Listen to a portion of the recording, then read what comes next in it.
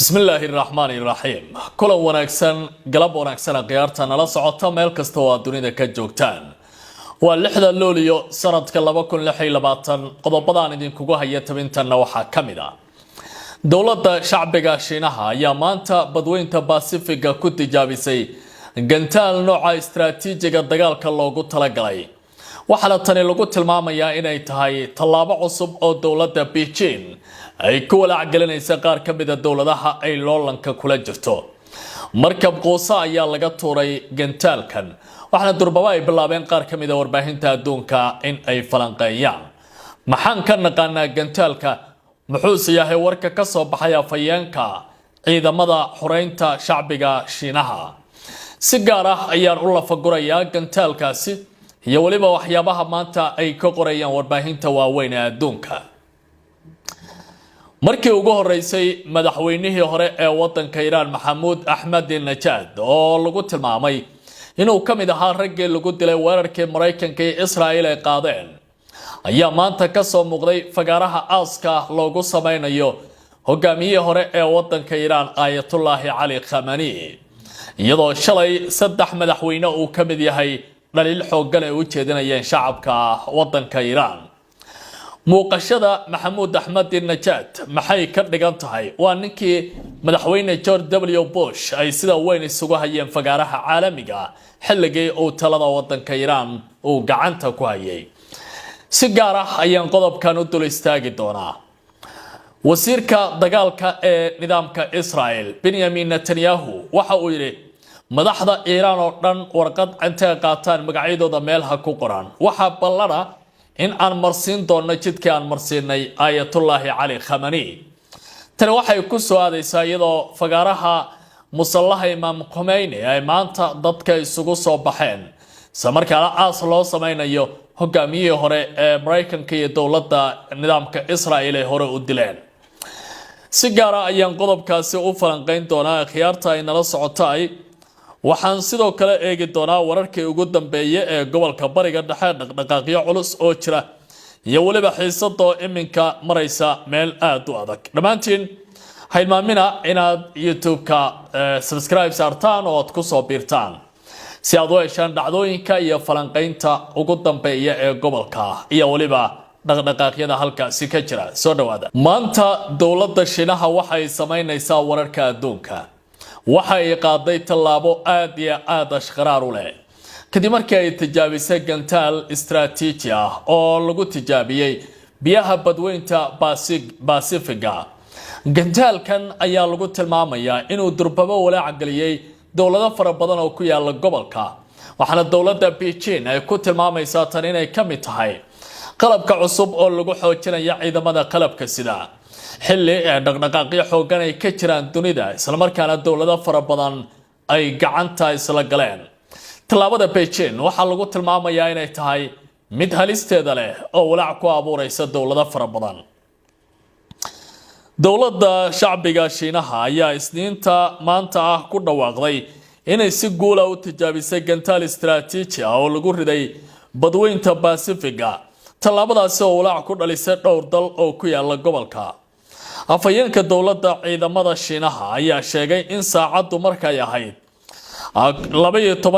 iyo 1 daqiiqo ee duhurnimo 6 luulyo markab qoosa oo nuclear-ka ah oo ka tirsan ciidanka xoreynta shacbiga Shiinaha uu riday gantaal istiraatiiji ah oo watay madax tababar oo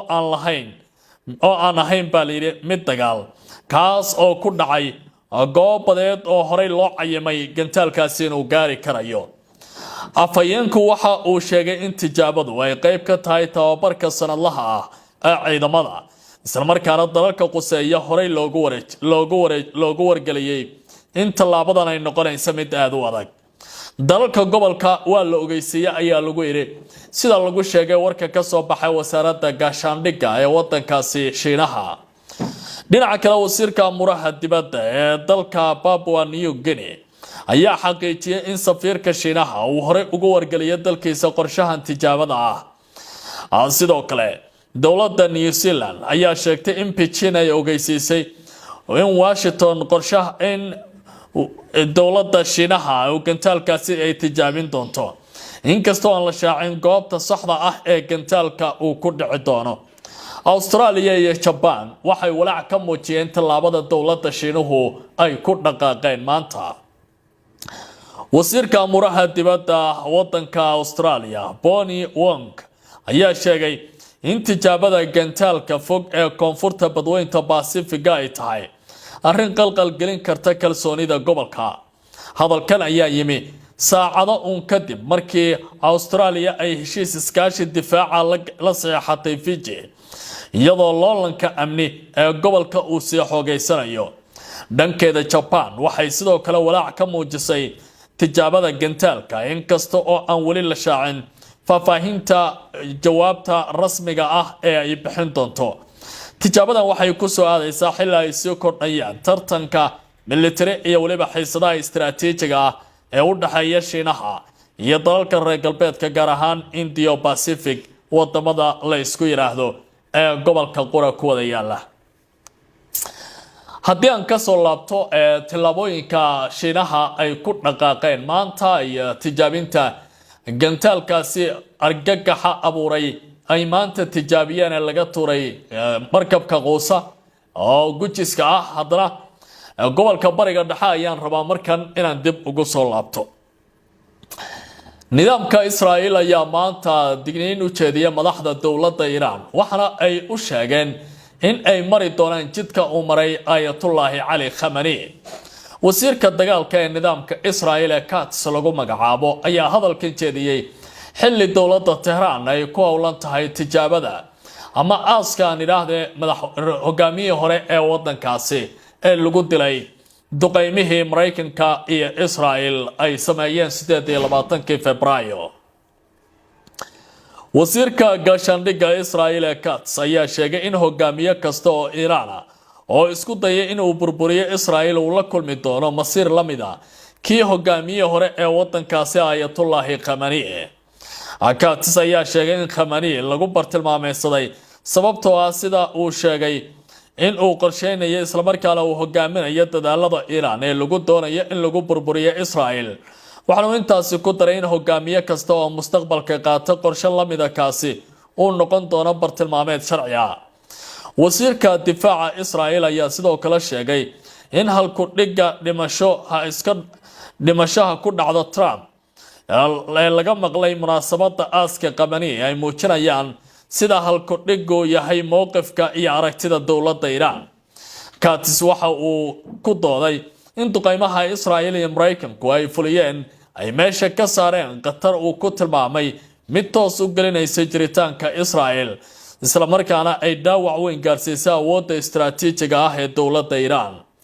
ugu dambeyn waxa uu carabka ku adkeeyay in Israa'iil ay diyaar u tahay in ay si madax bannaan isaga difaacdo hanjabaad kasta oo mustaqbalka uga iman karaysa dowladda Iran ama dhinacyo badan taabanaysa. wararka ayaa intaa ku daraya in xiisada u dhaxaysa Israa'iil iyo Iran ay wali aad u sareyso, isla markaana labada dhinac ay sii wadaan isweydaarsiga hadallo kulul oo hanjabaad siyaasadeed noqonaya. ra'iisul wasaaraha Israa'iil Benjamin Netanyahu ayaa waxa uu doonayaa inuu si degdeg ah ula kulmo madaxweynaha waddanka Mareykanka Donald Trump, isagoo ka ashtakoonaya 4 walaac oo kala duwan oo nidaamkiisa haysta. xilli xiisada gobolka bariga dhexe ay gabi dhaclaynayso,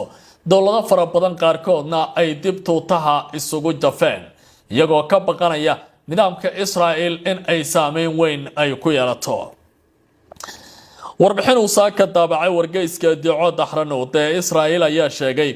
in xafiiska ra'iisul wasaaraha Israa'iil Benjamin Netanyahu uu dadaal xoogan ugu jiro sidii uu kulan degdeg ah ula yeelan lahaa madaxweynaha Mareykanka Donald Trump.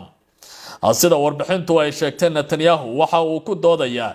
in kulanka uu qabsoomo sida ugu dhaqsiyaha badan, iyadoo la qorsheynayo in uu ka dhaco aqalka cad marka uu Trump ku soo laabto shirka NATO. inkastoo jadwalka madaxweynaha Mareykanka uu wali yahay mid aan la xaqiijin. 4 qodob iyo 4 ujeedo oo muhiim ah ayaa lagu soo waramayaa in nidaamka Israa'iil ay doonayaan inay Mareykanka markan ka dhaadhiciyaan. warbixintu waxay sheegaysaa in Netanyahu uu kulankaasi ku leeyahay 4 yool oo waaweyn: soo celinta kalsoonida la sheegay in ay weeqantay baa layidhi intii lagu guda jiray dagaalkii u dhaxeeya Israa'iil iyo Iran. soo bandhigista xoga sirdoon oo Israa'iil ay hayso ka hor inta aysan dib u bilaabin wadahadallada u dhaxeeya Mareykanka iyo dowladda Iran. dardargelinta heshiisyo caadiyeynta xiriirka Israa'iil ay la yeelan karayso dalal Carbeed iyo ka dhaadhicinta Mareykanka inuusan Turkiga ka iibin dagaalka diyaaradaha dagaalka nooca loo yaqaan F-35. kalsoonida Trump iyo nidaamka Israa'iil gaar ahaan Netanyahu ayaa la doonayaa in sidoo kale Israa'iil ay dib u dhisto. sida lagu sheegay warbixinta, Netanyahu waxa uu doonayaa inuu hagaajiyo xiriirka kala dhaxeeya Trump kadib markii dad ku dhowaaliyay madaxweynaha Mareykanku ay rumaysan yihiin in qiimaha Netanyahu ee dagaalka ay ahayd mid aan sax ahayn. xitaa waxaa jira warar sheegaya in Trump uu Netanyahu ku eedeeyay fashilka qaar ka mid ah ujeedooyinka dagaalka. dhanka kale, Israa'iil waxa ay ku adkeynaysaa qorshahan ay soo bandhigeen hay'adaha sirdoonka ee Mossad oo ku salaysan in xukuumadda Iran lagu rido maalmo gudahood, balse qorshahaasi uu noqday mid bacaad lagu lisay. qodobada Israa'iil ay doonayso inay hadda adkayso heshiiska Iran waxaa ka mid ah in kaydka uraniumka ee la hodmiye laga saaro gudaha wadanka Iran, in Iran aan loo ogolaan wax xuquuq ah oo ay ku sameyn karto kobcinta uraniumka, in barnaamijka gantaalaha baalistiga lagu daro heshiiska, in heshiiska lagu daro joojinta taageerada Iran ee kooxaha saddexagalka wax iska caabinta. qodobo kale oo miiska saaran ayaa jira, kuwaasi oo wargeyska Daacad Ahranuud sidoo kale ka hadlay. waxaa ka mid ah xaaladda Lebanon iyo cadaadiska Mareykanka ee ku saabsan ciidamada Israa'iil, mustaqbalka Gaza, isagoo adkeynaya in dib u dhiska lagu xiro hubka dhigista iyo kala diridda Xamaas, ballaarinta heshiisyada caadiyeynta xiriirka dalalka Carabta, heshiisyo cusub oo iskaashi oo amni oo kala dhaxeeya Mareykanka iyo Israa'iil, arrimaha Syria iyo dadaalo la doonayo in lagu dhexdhexaadiyo xiisadan, iyo sidoo kale ka hortagga suurtagalnimada Mareykanka ka iibinta Turkiga diyaaradaha dagaalka F-35 si Israa'iil aysan ugu arkin qatar weyn oo imaanaysa mustaqbalka fooda ee nagu soo haya. dhinaca kale, haddii aan eegno, Israa'iil waxa ay walaac aad u xoogan ka muujinaysaa mustaqbalka xarunta Octagon oo dowladda Masar ay dhawaan xariga ka jireen iyo muuqaalka labiska madaxweyne Sisi oo dib isugu jafay tuutaha. furitaanka xarunta cusub ee taliska istiraatiijiga ah ee ciidamada Masar ee Octagon oo ku taala magaalada cusub ee caasimadda Masar iyo muuqaalka madaxweyne Cabdifitaax al-Sisi oo xiran raiiska ciidamada ayaa si weyn u soo jeeday indhaha warbaahinta Israa'iiliyiinta. warbixin ka soo baxday warbaahinta Israa'iil iyo baraha bulshada ee nidaamka ayaa lagu sheegay in tallaabadan loo fasiray fariin istiraatiiji ah oo ka timid Qaahira, taas oo dhalisay dood weyn oo ku saabsan kobaca awoodda militariga ee dalka Masar. khubaro Masri ah ayaa arrintan jawaab ka bixiyay, waxaana Israa'iil u sheegeen inay intee goor tahay ay faham fiican la timaado. Dr. Mohammed Aboud oo ah bare ku takhasusay daraasaadka Israa'iil kana tirsan jaamacadda Ayn Shamsi ee Masar ayaa wareysi siiyay telefishinka RT ee Ruushka, waxaana uu ku sheegay warbaahinta Israa'iil tan iyo fiidnimadii Sabtida inay si weyn diiradda u saarayeen furitaanka xarunta Octagon. waxaana uu sheegay in dhacdadan ay ka qaadatay culays ay ku abuurtay Tel Aviv ay ahayd iyadoo beegsanaysa dhinacyo kala duwan sida tababarka xulka Masar Xasan oo kor u qaaday calanka Falastiin inta lagu guda jiray munaasabadda xiritaanka koobka. labiska ciidanka ee fariinta uu ku diray madaxweynaha ayaa waxa ay noqotay Israa'iil inay u fasirayso Masar in ay dhawaan qaadi karayso weerar ka dhana nidaamkaasi. Dr. Aboud ayaa sheegay in warbaahinta Israa'iil gaar ahaan channelka 11aad uu si weyn u falanqeeyay dareyska ciidanka uu xirnaa madaxweyne Sisi, iyagoo ku tilmaamay fariin astaan iyo istiraatiijiyad leh. waxaana uu sheegay kanaalka waxa uu dib u baahiyay muuqaalada ay warbaahinta Masar soo bandhigeen, arrintaasi uu ku tilmaamay mid muujinaysa sida Israa'iil ay muhiimad u siinaysa dhacdadan. walaaca dadka Israa'iiliyiinta ah ay ka qabaan awoodda sii kobcaysa ciidamada Masar ayaa sidoo kale noqotay mid cirka isku shareertay. qabiirka ayaa sheegay in doodaha ka socda baraha bulshada inta badan ay ku wareegayaan su'aasha ah yaa loogu talagalay awoodda military ee sii kordhaysa ee wadanka Masar. sida ay sheegeen qaar ka mid ah dadka ka faallooda wararka ayaa u arkaya awooddan inay si toos ah u xiriiri karto Israel, inkastoo nidaamka Israel aysan si rasmi ah uga hadlin arrintan. waxa uu sidoo kale xusay in bogagga warbaahinta Israel ay daabacayeen sawirada xarunta Octagon iyagoo ciwaan uga dhigaya maxay qorsheynayaan, maxay Masar daaha ka rogtay magaalo ciidan oo cusub oo lagu maamuli doono laga hagi doono ciidamada wadanka Masar. si kastaba ahaatee warbixintan ayaa inta badan ku salaysan falanqaynta iyo aragtida Dr. Maxamuud Cabuudi iyo warbaahinta Israel in ay muujinayso walaaca laga qabo xaruntan iyo waliba saameynta ay ku yeelan karayso gobolka Bariga Dhexe. khiyaarta ay nala socotay gobolka Bariga Dhexe saasaan dagaal ayaa ka soo baxaysa, waxaana dhinacyadu ay muujinayaan walaac ku saabsan mustaqbalka halka uu ku dambeyn doono gobolkan. aan dib ugu celiyo wadanka Iran. madaxweynihii hore ee wadankaasi Maxamuud Ahmadinejad ayaa ka soo muuqday aaska qaran ee loo sameeyo Khamenei, kaas oo ka soconaya magaalada Tehran ee caasimadda wadanka Iran. soo muuqashadiisa waxay leedahay saddex istiraatiijiyadood oo kala duwan. waa mid inuu ka jawaabo in uu nool yahay uusan ku dhiman dagaalkii ka dhacay gudaha wadanka Iran bishii laga soo bilaabo dhamaadkii bishii Febraayo ilaa iyo bishii Maarso, oo warbaahin kala duwan ay sheegeen in la dilay. kuwa kale oo tilmaamaya in aanu jirin khilaaf kala dhaxeeya qoyska talada haya ee ayatullaahiyaasha wadankaasi. iyo qodobka saddexaad oo noqonaya in soo muuqashadiisa ay ka dhigan tahay midnimo siyaasadeed si looga jawaabo fariimo kala duwan oo ka soo baxaya shacabka wadanka Iran. sida ay qorayaan warbaahinta kala duwan, madaxweynihii hore ee Iran Maxamuud Ahmadinejad ayaa si lama filaan ah uga soo muuqday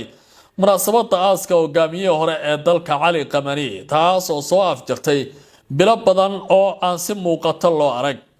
Ahmadinejad ayaa lagu arkay dadka ka qaybgalayay maalintii saddexaad ee aaska Khamenei, iyadoo muuqaalkiisa uu soo jeetay indhaha warbaahinta iyo daneeyaasha siyaasadda Iran.